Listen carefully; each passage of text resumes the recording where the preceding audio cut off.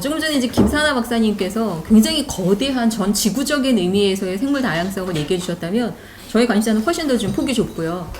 그리고 이제 PPT를 중심으로 아주 간략하게 앞부분을 좀 많이 스킵하면서 말씀드리겠습니다. 첫 번째 이제 그냥 가장 최근에 우리에게 피부적으로 와닿고 있는 건 바로 이제 전염병의 확산일 텐데요. 알아보니까 이 전염병을 옮기는 것 중에 우리가 그동안에 이제 모기가 되게 많았어요. 뭐 이름도 처음 듣는 이런 많은 바이러스들이 예전에 보통 서식지는 동남아거나 이제 아프리카 지역이었는데 이것이 이미 지금 서반구 쪽으로 아메리카나 또는 이제 아열대, 심지어는 뭐 캐나다까지도 많이 옮겨가고 있다고 합니다. 그래서 랜싯이라고 하는 이제 이 단체가 있는데 거기서는 연례 보고서에 보면요. 기온이 상승하고 해수면의 온도가 올라가고 뭐 여러 가지 기후 변화 조건들이 모기가 서식하기에 정말 딱 좋은 환경으로 바뀌고 있다라는 거예요. 그러면서 최근 10년 사이에 말라리아나 댕기열 같은 모기가 전파하는 질병으로 인한 이런 피해가 점점 더 많이 증가하고 있고 최근 10년 사이에 그 피해는 정말 어마어마하다고 합니다.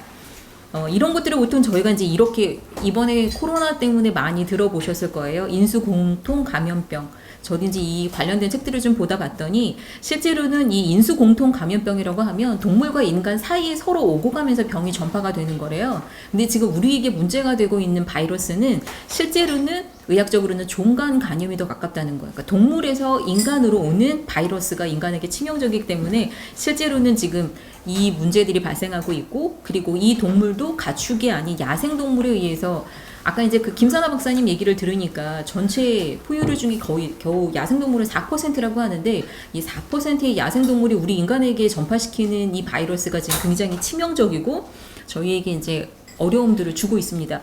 뭐 아시겠지만 대표적인 원인으로 꼽히는 것들은 이런 것들이에요. 도시화, 세계화.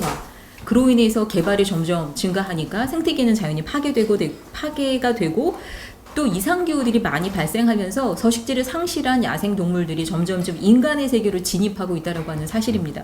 평소 같으면 전혀 볼 수 없었던 멧돼지가 뭐 도심 한복판에 증가한다거나 또는 예전에는 없었던 질병들이 새로 생기거나 이런 것들이 이제 점점 더 많아진다라고 하는 사실이죠.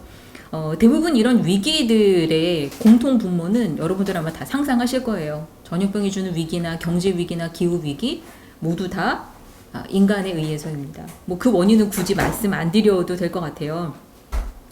그러면서 이런 여러 가지 위기들 속에서 우리의 생태계에도 점점 변화하고 있다라고 하는 사실입니다.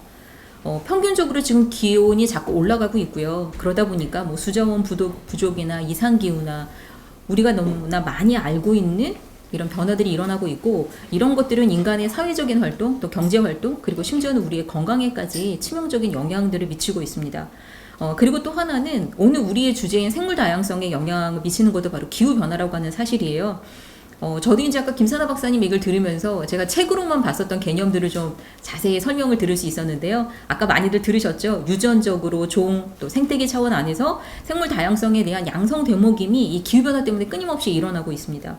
그러면서 식물 종이 감소를 하게 되면 탄소 발생도 줄어들지만 심지어는 탄소 저장도 어렵게 만들어서 지역에 따라서 품종에 따라서 생산량의 변화가 일어나고 이것은 결국 인간에게는 이제 식량 부족이라고 하는 문제를 일으키기도 하고요. 또 이걸 우리나라에 좀 적용을 해보면 우리나라만 해도 벌써 아열대 기후가 굉장히 많이 증가하고 있습니다. 이건 2017년 자료예요. 2017년에 우리나라 이제 온난화 대응 농업 연구소라고 하는 곳에서 2020년이 되면 우리나라의 아열대 기후가 전체의 한 10% 정도일 거다. 근데 예상하기를 앞으로 한 60년 후면은 우리나라 60% 이상, 그러니까 전체 그 영토의 굉장히 많은 부분이 아열대로 바뀔 거다라고 이야기를 해요. 그러면서 지구의 기온이 1도씩 올라갈 때마다 북반구 쪽으로 기후대는 약 100km에서 150km를 상승한다고 하더라고요. 그러니까 이 우리나라의 아열대 기후가 정말 우리나라보다 약 100km 아래에 있던 지역에서부터 우리나라까지 이제 올라온 게 되는 거죠. 그러면서 우리나라에서도 현재 아열대 작물이 굉장히 많이 재배되고 있고 그리고 이제 토지 자체가 이렇게 바뀌어가고 있습니다. 그래서 우리나라 생태계에도 아까 이제 동물에 관한 이야기를 많이 봤는데요. 식물에 있어서도 이제 이렇게 바뀌었다는 거예요. 심지어는 경상도에서 자라던 사과가 이제는 강원도 양구에서까지 자라게 되는, 그러면서 지난 40년간 우리나라 전체에서 농작물의 재배 지역이 굉장히 많이 바뀌었습니다. 그리고 해양 생물에 있어서도 마찬가지인 거죠. 남쪽 바다에서나 살고 있었던 이런 이제 물고기나 바다 생물들이 우리나라에서도 점점점 많이 잡히고 있습니다. 그러면서 우리나라 자연 생태계에 굉장히 부정적인 영향을 미치고 있다라고 하는 거 이미 다들 이제 알고 계실 거예요. 그러면서 가장 큰 문제는 아까 잠깐 말씀드린 것처럼 이 기후 온난화로 인해서 동식물들이 점점점 북쪽으로 이동하고 있다라고 합니다. 보통 이제 이걸 생태계 이동이라고 표현을 하더라고요. 아까 이제 100km씩 온도가 바뀌어간다 그랬잖아요. 그러면 그에 따라서 이제 동물들도 또는 식물들도 움직여 가야 하는데, 그나마 움직일 수 있는 동물들은 그 생태계를 따라서 움직일 수 있겠지만 이동이 불가능한 식물의 경우에는 자기가 지금 있는 곳이 기후 조건이 맞지 않으면 당연히 멸종되거나 혹시라도 씨앗이 전파될 수 있으면 그나마 좀 살아남는 것들이 조금씩 남아있는 거고요. 그렇다면 원래부터 고산지대, 추운 곳에 살았던 그런 생물들은 어떻게 할까요? 이제는 아마 가다 더 이상 갈 데가 없어지면 당연히 이 지구상에서 퇴장하는, 그러니까 멸종하는 단계밖에 없고요. 그래서 이미 많은 동식물이 사라졌고, 그리고 지금도 여전히 사라지고 있는 중입니다. 그러면서 정말 우리 전 지구적으로, 그리고 또 우리나라 안에서도 생물 다양성이 위협을 받고 있다라고 하는데요. 아까 이제 김선아 박사님 저도 얘기를 들으면서 되게 많이 이 얘기가 공감이 좀 되더라고요. 실제적으로 기후변화가 어느 한 종의 멸종에 직접적으로 영향을 끼쳤다라고 하는 보고서는 많지 않대요. 하지만 기후변화로 인해서 이 종들 간에 그 살아야 되는 생물 계절이 어긋나고 또 상호작용의 교란이 생기면 생물의 개별적인 개체군이 감소하고 또 어떤 특정한 지역에서 국지적으로 생물이 멸종하는 일들이 점점점 늘어나고 있다고 하는 사실입니다. 그래서 기후대의 속도는 아까 온도가 1도 올라가면 100km에서 150km가 상승한다 그랬잖아요. 이렇게 생물의 살 수 있는 기후대가 이동하는 속도가 생태계가 이동하는 속도보다 지금 엄청나게 빠르고 있고요. 이것이 속도가 어긋날 경우에는 당연히 그 환경에 적응하지 못한 동식물들은 결국 멸종할 수밖에 없습니다. 지금 일어나고 있는 일들이 곤충들이 개화하는 시기보다, 그러니까 곤충들이 이렇게 이제 그 생명 활동을 할 수 있는 기간보다 꽃의 개화 시기가 점점점 빨라지고 있대요. 그러면 이미 꽃이 피어 있을 때는 곤충이 없는 거고, 곤충이 깨어나서 움직일 때는 꽃이 없어지는 일이 벌어지겠죠. 그러면 당연히 씨앗을 맺지 못하게 되고, 아까 설명을 들은 것처럼 각각의 종들이 기후 변화에 자기들만의 방식으로 자기들만의 속도를 지금 다르게 적응하고 있는 거예요. 그러다 보니까 이 종들 사이에 또는 각각의 개체군들 사이에 영향관계가 무너지고 그와 관련된 종들이 멸종하면서 점점점 우리들의 생태계가 안정성을 잃어가고 있다, 위협을 받고 있다라고 하는 사실입니다. 아까 들으면서 저는 굉장히 인상적이었던 게 생물 다양성의 기본 원리를 틈새의 활용이라고 얘기를 하시더라고요. 근데 이거를 이제 인문학이나 또는 교육학, 생물학을 하는, 그 신학을 하는 제 입장에서 해석을 할 때는 저는 이게 공존의 가능성이라고 생각을 한 거예요. 이 좁은 구역에 많은 것들이 모여 있어도 다 결국은 살 수 있는 건 자기들만의 영역을, 그 작은 틈새들을 잘 유지하고 있었기 때문에 우리가 가능했구나. 그래서 저는 생물 다양성이란 말 그대로 우리에게는 생물이 다 공존할 수 있는 걸 만드는 것이다. 그래서 이 공존하는 종들 간의 작용들이 만들어지는 다양한 생태계 서비스를 만들어낼 수 있는 것, 이것이 바로 인간의 생존에 있어서도 지속 가능성을 담보하게 만드는 일이고, 또 우리의 안정을 위해서도, 사회적인 안정을 위해서도 굉장히 필요하다. 그리고 당연히 인간의 건강에 또 영향을 끼치는 요소들이었습니다. 이 부분은 그냥 좀 빨리 넘어갈게요.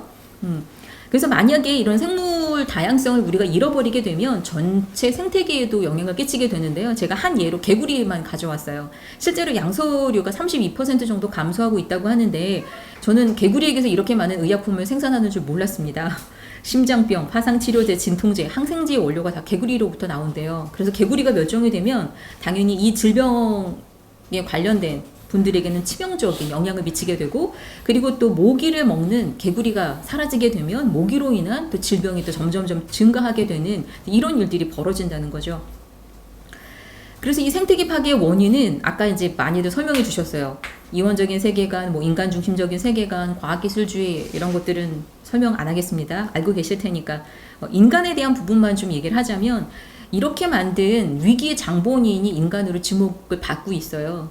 근데 이제 신학적으로 보자면 위기의 장본인이면서 또 한편으로는 이 창조 질서를, 보존이라는 말 오늘 듣고 나니까 별로 좋은 말은 아닌데 어쨌든 네, 이 특별한 책임을 맡은 존재 역시도 인간이다라고 하는 사실입니다. 그래서 이 부분도 그냥 넘어갈게요. 이렇게 얘기를 이제 신학자들이나 교회 안에서 많이 했던 게 바로 창세기 1장 28절이에요. 많이 들으셨죠? 모든 생물을 다스려라, 충만해라, 정복해라.